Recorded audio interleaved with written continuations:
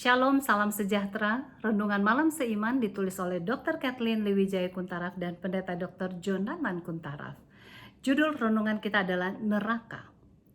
Tetapi dari langit turunlah api menghanguskan mereka, dan iblis yang menyesatkan mereka dilemparkan ke dalam lautan api dan belerang, yaitu tempat binatang dan nabi palsu itu, dan mereka disiksa siang malam sampai selama-lamanya.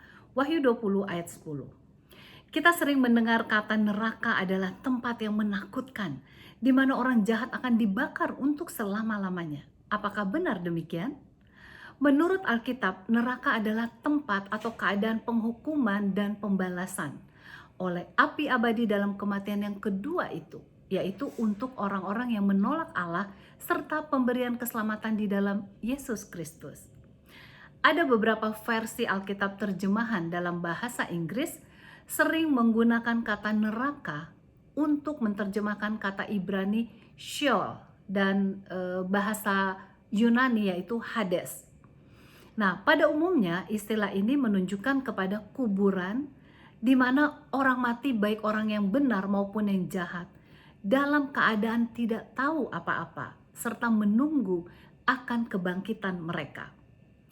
Karena konsep dewasa ini mengenai neraka begitu berbeda dari istilah yang dikandung dalam bahasa Ibrani dan Yunani ini, maka sejumlah versi modern menghindarkan kata neraka dengan hanya menggunakan kata Ibrani Sheol dan Yunani Hades secara harafiah.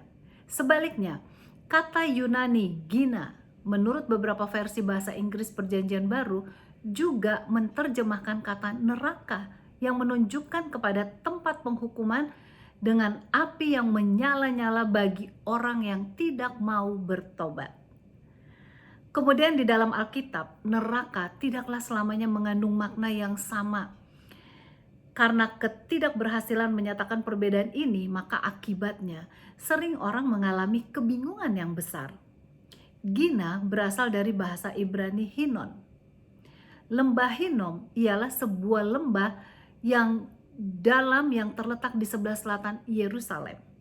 Disinilah orang Israel mengadakan upacara kafir, membakar anak-anak untuk dipersembahkan kepada dewa Molok, sebagaimana yang kita bisa baca dalam 2 Tawarik 28 ayat 3, kemudian pasal 33 ayat 1 dan 6. Menurut tradisi rabi yang belakangan, mereka menganggap inilah tempat pembakar bangkai dan sampah.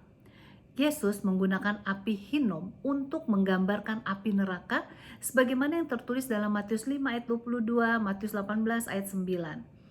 Sehingga dengan demikian api Hinnom melambangkan api yang menghanguskan pada penghakiman yang terakhir. Ia menyebutkan bahwa itulah sebuah pengalaman di balik kematian. Kita baca dalam Lukas 12 ayat 5, dan neraka akan membinasakan tubuh dan jiwa sebagaimana yang tertulis dalam Matius 10 ayat 28. Semoga semua kita dapat mengerti akan istilah neraka yang sebenarnya, dan terlebih dari itu agar kita semua dapat hidup dekat dengan Yesus, sehingga tidak akan ada di antara kita yang akan mendapatkan hukuman di neraka. Tuhan Yesus memberkati.